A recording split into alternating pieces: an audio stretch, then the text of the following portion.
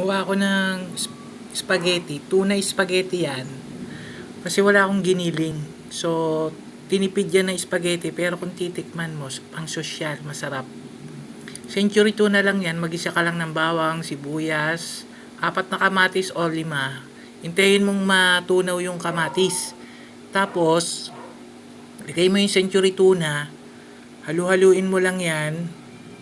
Then, lagay ka ng tomato paste, onting asin, or asukal. Lagyan mo. Kung ayaw mo ng maasim, lagyan mo ng asukal. Yan. Tapos, lagay mo na dyan yung pinakuluan mo na pasta or yung noodles. Ayan na siya. Tapos, dilagyan ko pala yan ng egg. 2 egg, tapos sinalo-halo ko lang.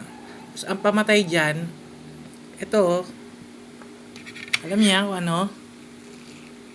Buko salad, oh, di ba? Wala pang December pero New Year na rito, di ba? So yun lang, no? Maraming salamat. May nag-away pa sa labas na pusa. Diyos!